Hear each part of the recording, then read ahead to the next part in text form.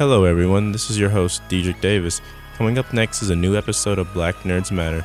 On this show we get real experiences, thoughts, and advice from different black professionals in the world of STEM. Stay tuned at WMNF Radio for more. Come for the science, stay for the nerds. Hello everyone, welcome to the second episode of Black Nerds Matter. We are here with our esteemed guest, Elliot Mcphatter. He's a senior at Eckerd College, marine ecotoxicologist, and aspiring shark conservationist. Elliot, how you doing today? I'm doing all right. How are you, man?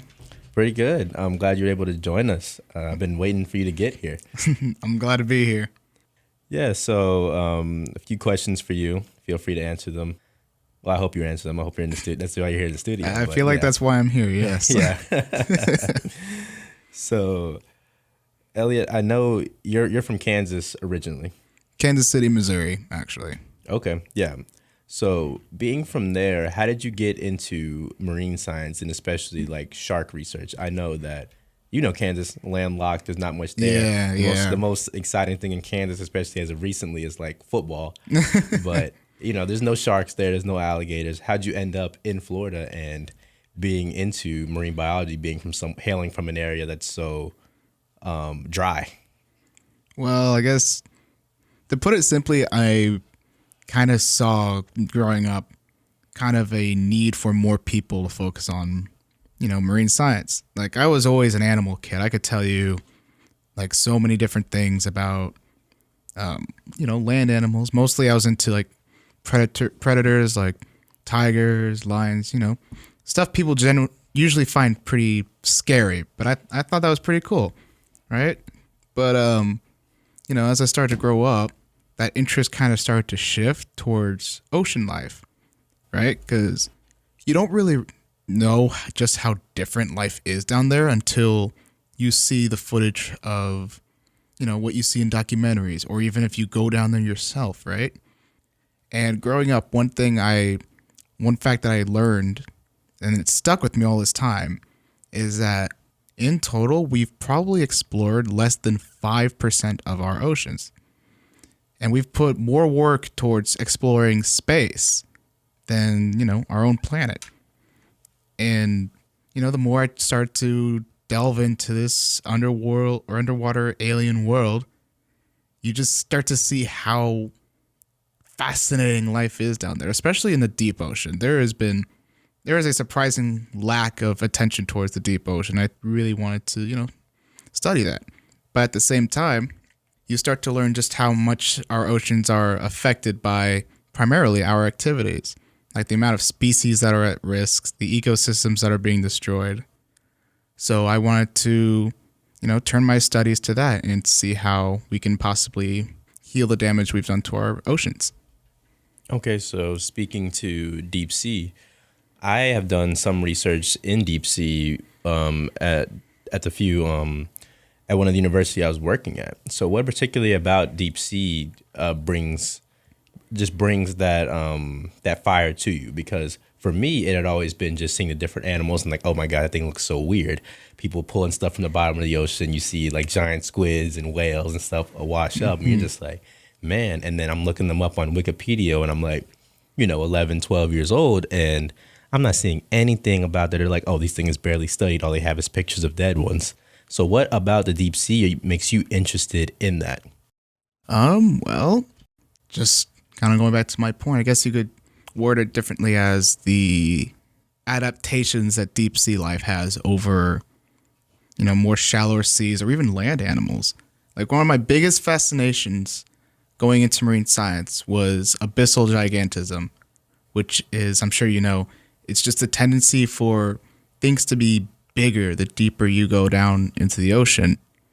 And like, you have examples like you might see like on land isopods versus the giant isopod in deep ocean, which is several times the size of what you see on land. So why does that happen? That's what I'm really fascinated with. Plus like other adaptations such as bioluminescence and just how surreal everything is down there. Okay. That's extremely interesting. So with the abyssal giganticism, things like that you think of are like giant squids, even like sperm whales, things like that. So when you were one thing you were talking about was people going into space. Do you think there's a reason why more people are interested in space versus the ocean? Because I think of things like maybe we're trying to get those resources from space and see like contact something else that's intelligent. But why do you think that people are so interested in exploring what's off their planet than what we have right here? Well, that is a very good question. I think it kind of ties into your point that you kind of just made now is resources. And especially a little bit more prevalent now is possibly looking for a new planet to inhabit altogether. And plus, like, I don't know anything about exploring space. I know it's very expensive to do, but, I'm sure exploring the deep ocean is a lot more, or not a lot more, but it's also very expensive as well. But I've just kind of, from my standpoint, I can kind of see the challenges of having to withstand factors such as the deep ocean pressure, temperature. I'm not sure how those things are up in space, but I think the biggest thing might be resources. Hell, I feel like I'm talking to Neil deGrasse Tyson right now. I think we're going to be getting into space on Black Nerds Matter, but I guess we're in some new territory right now. You know what? Yeah, so I love that you brought up that point and talked more about that. So I know you go to Eckerd College. I mean, just for transparency, he was my freshman year roommate, and we were roommates freshman through sophomore year, and we had a lot of experience together there. So how did you feel at Eckerd? What was your experience at Eckerd College, especially being a Black man? I know me and you've talked about it from time to time, but what was your feelings, especially during those times when I wasn't at school with you? Well, I guess starting from the beginning, it was definitely a special occurrence between you and me, because I wasn't able to fully grasp it when we first got there, but as time went on, you really start to notice the lack of diversity in the student body at Eckerd College specifically. And so, especially in marine science, which really made our bond, special, because not only were we both trying to be marine scientists, we're going in the same field, but also we were both African American. And that kind of just put a whole emphasis on what we're trying to do. And it really got even like more important to us because a lot of what was said about marine science there was pretty much summed up to you're going to switch majors at least halfway through your college career. But no, we stuck with it, and here we are. And isn't that being like the culture? Isn't like that wasn't defeating for us because me and you aren't people that really give into that type of pressure from people, especially things we really want to do. But how many people do you think that could have been great scientists you feel like got like pushed out and cast out of like the marine science program because of the negative things people saying? Because I remember, like, just like you said, my freshman year, people were like, oh yeah, you'll probably quit here and there. And I'm like, man, you don't know who I am. Right. You don't know how far in the lengths I came to get here. I'm not just trying to swim with dolphins and do whatever. Right. I'm here for a reason. I want to change the world. Mm-hmm. And so it's like, it makes me think how many people who might just had maybe confidence issues or maybe it's things that are problems at home who when people said that to them, they like internalized that and believed that and didn't end up becoming scientists and doing other stuff. And I just wonder how many people's dreams were like crushed by that kind of culture. And like that hurts my feelings when I think about that. I'm just wondering, how many people do you think have been affected by that?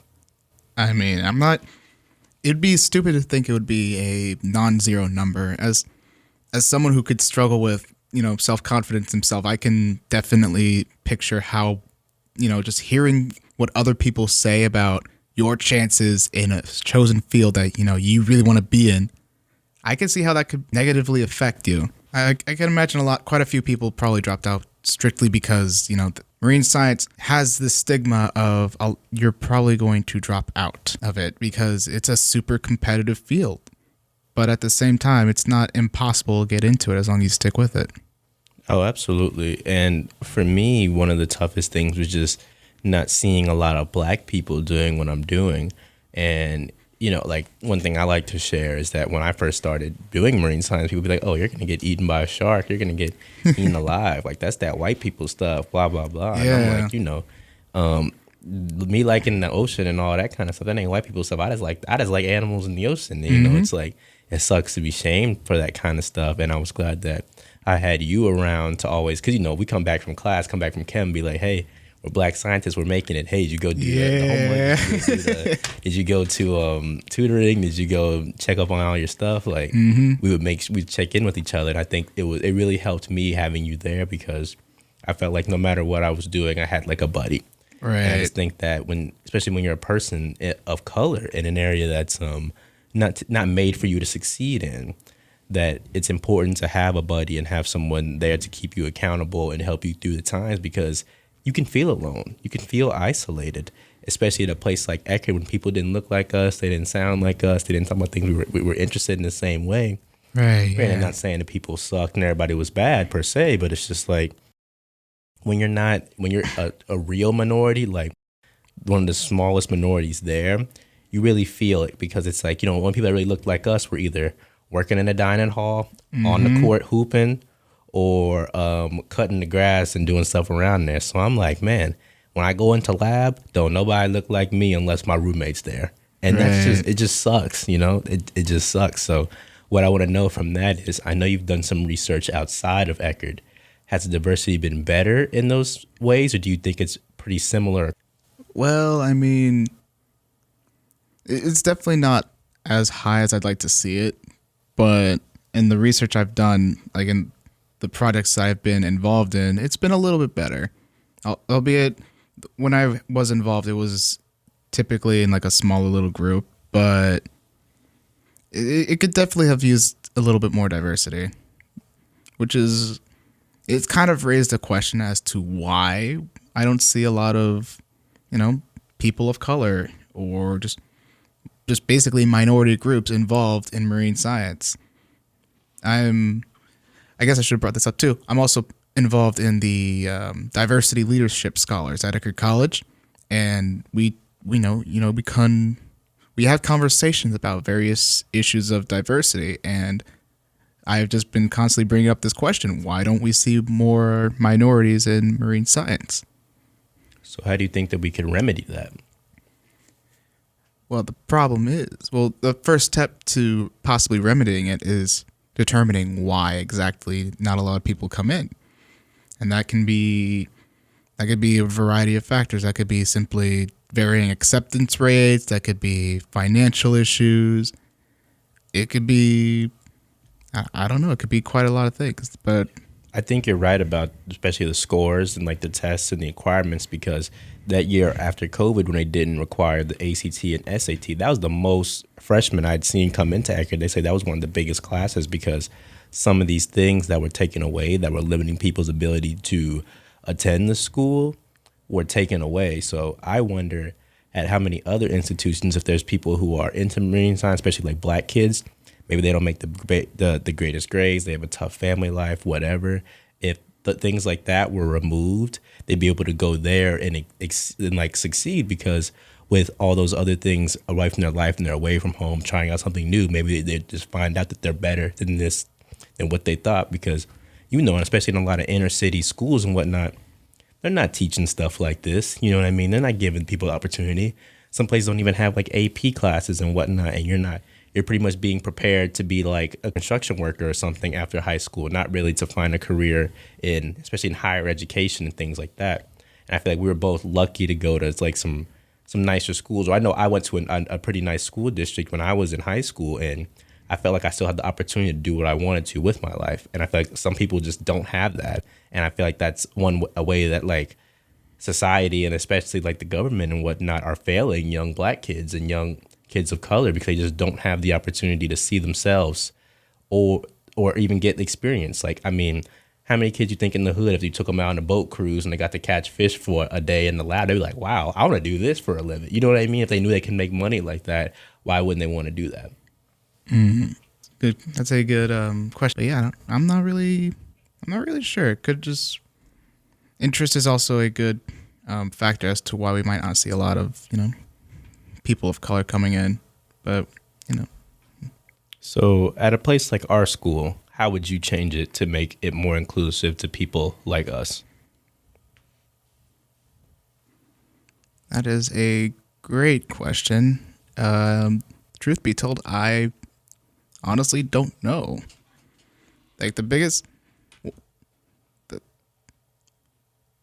I think probably the biggest way to probably go about it is promoting it, especially from my where I am in the school. The best way we could probably go about it is just trying to promote this to more people of color, more minority groups.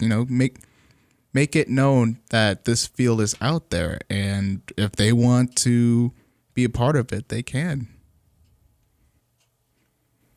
And how would you go about doing that? Would you go to like schools and have like talks, have like little conventions? Like how would you go about increasing the diversity if you were to make a plan to bring more diversity to marine science?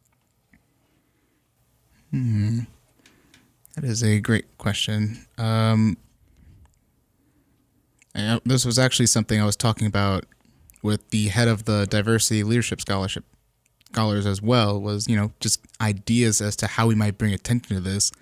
I think I suggested we go interview some faces, some people of color faces in marine science. If you say non-white, that's okay. This is my show. All right, well, you get the idea. It was kind of tricky to do because it was a matter of, reaching out to these big faces and seeing if they're available or trying to compensate for costs. So we kind of dimmed the scale a little bit down a bit, saying, hey, could we possibly maybe talk to some of the non-white professors at the school, see how they might feel about the diversity issue on campus? Personally, I believe that if we had more black professors and people like that, it makes it easier to understand. It makes it more like you can see it in yourself. You know what I mean? Mm-hmm. And I feel like from early on, especially a lot of kids, all they're seeing are like white professors, white teachers and things like that. And they're just, I think you have to see people like you doing the things that you want to do, and it makes it easier. Right. So it's like, I feel like that's a reason why a lot of black kids are like, I want to be an entertainer. I want to play basketball, or I want to rap, or I want to be a comedian and stuff like that, because that's where they see people that look like them. You know what I mean? Right. They're not seeing Neil deGrasse Tyson all the time like we are. They're not seeing they're not seeing the different people doing things that they want to do. When they see somebody looks like them, it's doing something that's, entertainment. And I don't think that's fair. I think we need more representation, because representation, you're like, wow, they look just like me. That's awesome. Like, we're watching superhero shows when we're little kids, and we like love the black heroes because we're like, wow, he's black. He looks like us. Like, seeing Miles Morales, like, oh man, that's a black Spider-Man. I'd be like him. He's awesome. And it's just like, I feel like those kind of things transcend like generations, and make you really be like, wow, I can do that. I see him doing that. I can do that. And then, even parents, because for one thing that I love to talk about in particular is that my parents, they supported my goal of being a scientist my entire life, but not everybody has that. Like some people, they're like, you need to get a real job. Like, we don't make money doing this. And I've talked to even some other students who didn't have parents who were super supportive of them doing like what we do. And they were like, yeah, like, I don't know any scientists, so I don't even know if you can do that. Is that even a thing you can do? That even something that we can do? Isn't it like a white person thing? So it's like, I know that having that support system is great, because my parents were like, yeah, man, do what you want to do. Like, if you can, you'll do it. We'll get you every step of the way. Like, they took me to all the aquariums, bought me all the shark books and all of that. Shout out my mama and my daddy. But they were always there every step of the way to help me get there. If they didn't know like how to help me do it, then they were still there to support. They were like, wow, those are some fancy words. You're looking at a lot of stuff. I don't know what that is, but we're proud of you for looking at it. I don't know what that is, but yeah, so how did your parents and especially your family react to you wanting to do this? And were they very helpful and supportive of you doing this, or not as much as you would like? I can definitely say that my parents have gone above and beyond, supporting me throughout, especially the past 4 years of college. And, they were very ecstatic about, me wanting to go to college and be a marine scientist, because, I'd always, even when I was little, I'd always be talking about them about different things I'd learned from different documentaries. And, even through college, my dad would sometimes call me, and I'd have to explain to him, some process that I learned in eco or ecology class or something like that. And most of the time he wouldn't know what I was talking about, but he'd still be very he'd be proud of me. Yeah, you know, they're just sitting there like, oh, yeah. I remember that in my... They're just sitting there, wheels turning up there, just hamster up there running around on the ball. You're just like, they have no idea what's going on. That's how it feels like when I'm talking to my parents about it. Mm-hmm. Like they are so happy to be included, and then once I explain it to them, they understand it. But like when I just throw like all that jargon at them, them Latin words, they're just like, I have no idea what to do with this, man. Right. So I see. So you told me about this today, and I've actually never heard of this before, and I'd love if you would explain it here on the show. You're a marine ecotoxicologist. What is that? Is that like environmental toxins? Is that like even like leaching and things like that, like pollutants getting out into the ocean? What is marine toxicology, ecotoxicology, and how does that work? Well, you pretty much summarized it just there. It's kind of just spoiler alert. Pretty much just studying varying pollutants and toxins that enter our environments and just studying how they interact with various ecosystems. So would a factor like biomagnification be in there? Yeah, that would be a very big concept in there, yes. Could you explain that? I mean, you're the expert, not me. I've heard of it before, but I think you know more than I do.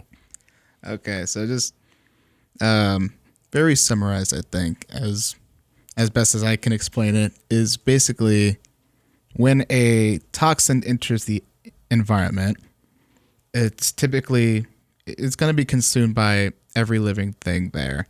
So it's going to start from the smallest thing that consumes it. When that gets consumed by a larger thing, then that thing will have a magnified amount of said toxin, and it's just going to keep racking up the higher you go up the food chain. Okay. So when I think about that, I'm always like, okay, so if you're eating something from the top of the food chain is going to be eating about 1,000 times more of whatever poison, like arsenic, mercury, or whatever, than that thing at the bottom of the food chain that gets the beginning traces of it into its system. Mm-hmm. Okay, so I just want to make sure we have that. So where did you start doing your ecotoxicology work? I was accepted to an internship, or actually it was a research experience for undergraduates with the University of North Florida. And under there, I worked under a Dr. James Gelslider, and he was doing a shout out Dr. James, Jimmy G. But he was doing research on mercury concentrations in various estuarine shark species. So what that kind of entailed is we would go out on the boat. Our target was sandbar sharks because there's not a lot of studies done on that species. And they are also kind of endangered in the U.S. coast, if I'm not mistaken. We also focused a little bit on bonnet heads because they are also kind of a big commercial species. But basically what that entailed we would go on the boat, we would catch some sharks from longline fishing, and we would... What's longline fishing? It's I'm going to try to explain this best I can. Not really good at explaining things, but... Yes, you are. Don't act like you're not. Don't play coy on the internet. Hey, man, it's not coy. It's humble. Okay. But basically, you have two weights, and in between each weight is a line. And on those lines, you would attach hooks. So basically, we would toss one of the weights out of the boat as it's moving, and we would just start hooking. We would start hooking the line. The hooks would have bait, and then toss the second weight out when all the hooks were gone. We would leave them in the water for a while, and then when it's time to pull up, we would take one of the weights out of the water and start just pulling in the line.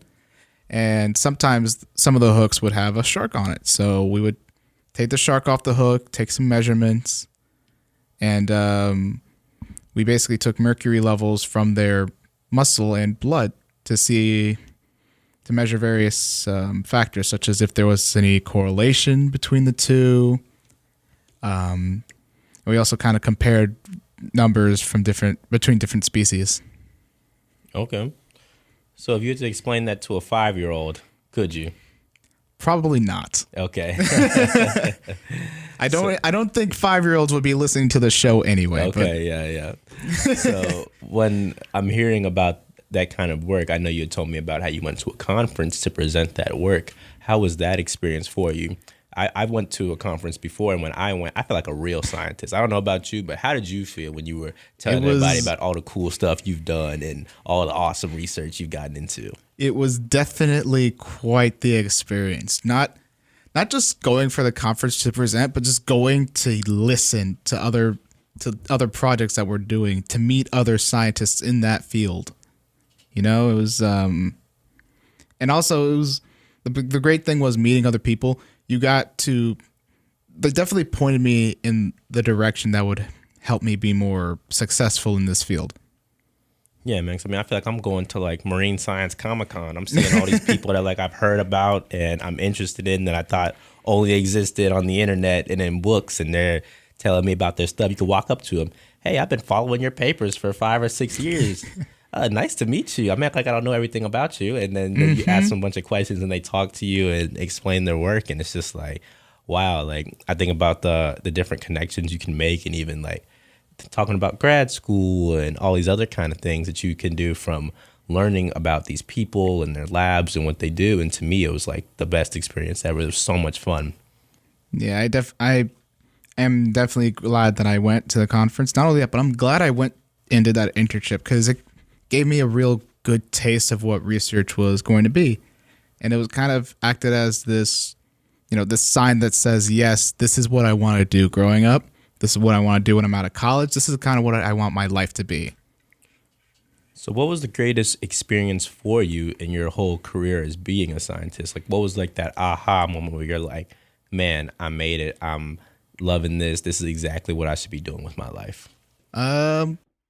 In general, I can tell you of my career so far, which is definitely just everything, working with UNF, working with the professors there, and just everything that's come out of that so far has been probably my greatest experience in the career so far.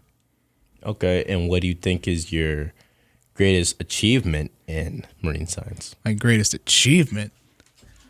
I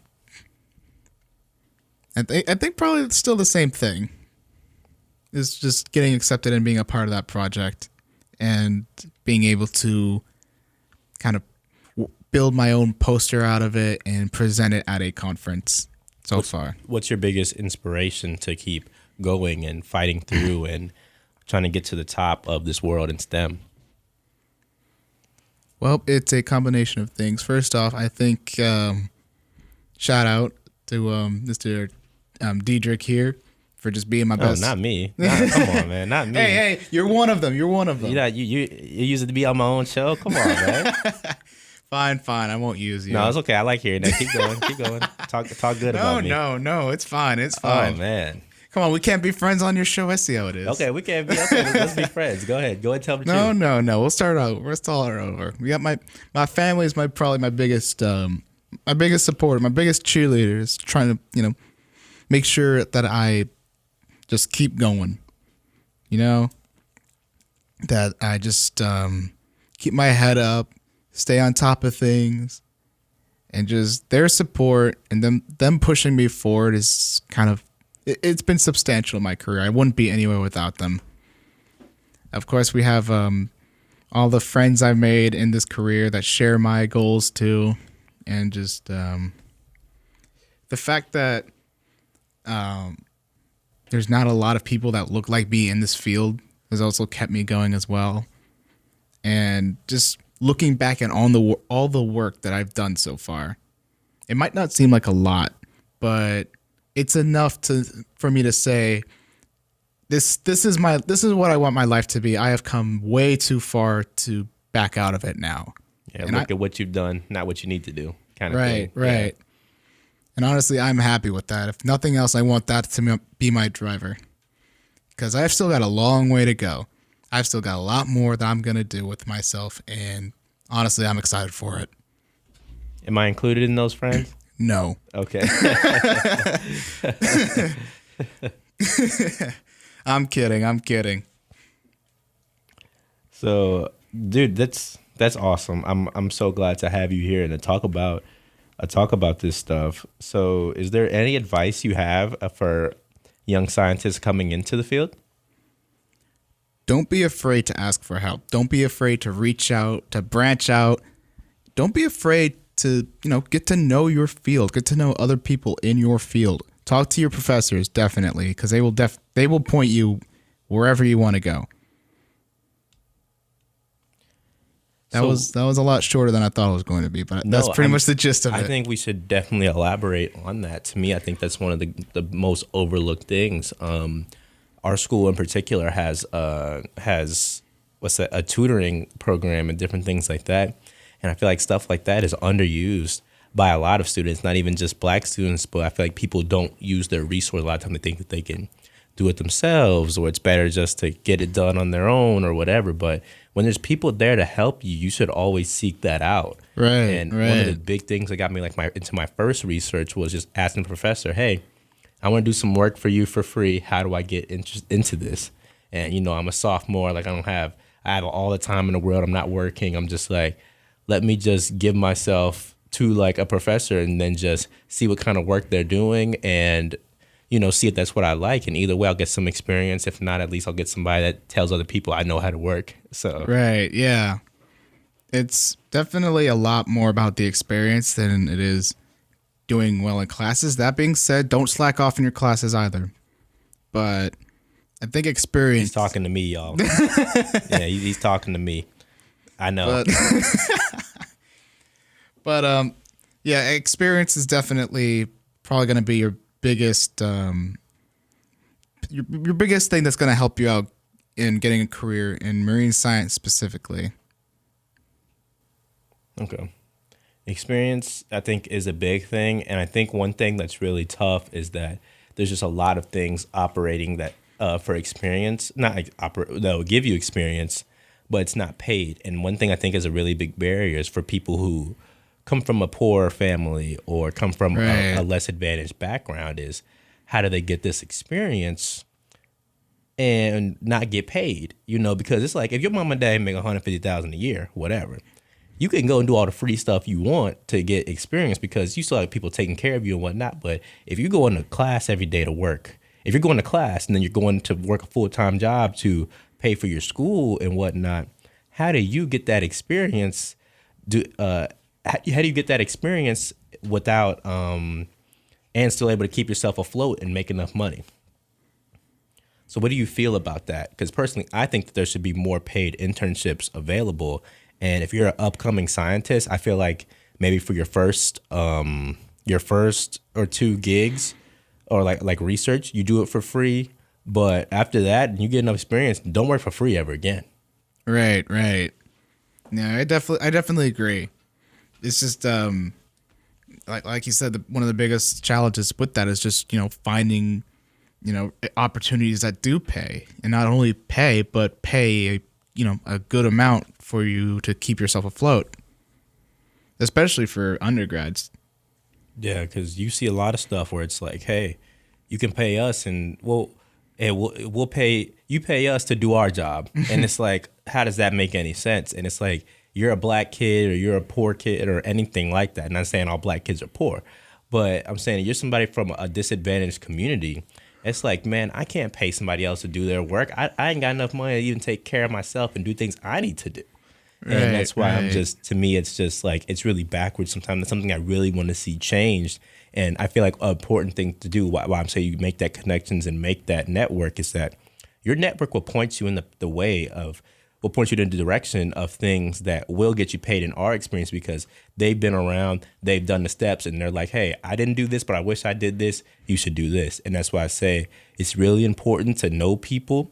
It's not about who you know. It's not about what you know. It's who you know, and who you know can really get you where you are. Right. And it's important to go and make that first impression, talk to those people, and just put yourself out there, I think, is one of the biggest things. And, Elliot, coming from somebody shy, how's that? Because we know you're kind of shy sometimes. Yeah, it's a little tricky for me to, network, but, I get it done sometimes. It just takes a little push. This is the funniest guy I know. Literally one of the funniest people I know. And then he's just, you see, we're laughing here on this entire episode, and then he's like, not wanting to talk to people and stuff. And I'm like, dude, you're hilarious. Like, what do you mean? What do you mean you're afraid to talk to them? So do you have any advice for like? I'm an acquired taste. So do you have any advice for other acquired tastes? I mean, yeah, it can be a little rough sometimes being, shy, having those self-confidence issues. But at that point, especially the professors, they're there to help you. So don't be afraid to ask for help. Don't be afraid to ask for directions. Don't be reluctant to take a chance that might get you somewhere. So how has having self-esteem issues affected your work in the field and your experience like at Eckerd and while you were getting your degree to do marine science? How was having self-esteem problems affected you? Well, I mean, it's just kind of having to fight that inner monologue and, it gets a little rough, especially for, when applications come in for different internships, asking for, letters of recommendation can be a little tricky sometimes. It's also, that goes hand in hand with just having to juggle that with other classwork as well. I think one of the things that comes in it is almost like that imposter syndrome when you are doing stuff and you're like, and people are like, oh, you're so great, you can do this stuff, and you're like, oh, I'm not really that. I'm not doing all that. Like, what do you mean? Like, da da da da. And it's just like hard to get yourself out of that rut sometimes. And then you're like, okay, I gotta apply to this. I gotta do this. I gotta do this. Hey, can you do this letter of rec for me? Can you do this letter of rec for me? And then they don't respond. I'm telling you right now. Email somebody, you email them once, email them 3, 4, 5, 10 times if you have to get them to get you a letter of recommendation or send you an application, because sometimes people forget, and sometimes I feel like I'm bothering people and I feel bad, but a lot of times people just, especially professors and teachers, they're just so busy, you gotta just ding them a bunch of times and they'll eventually get to you. Right. One of the last few questions I have for you is, what kind of legacy do you want to leave in marine science? When people are looking up Elliot Mcphatter at the end, at 20, 30 years from now, what do you want them to see?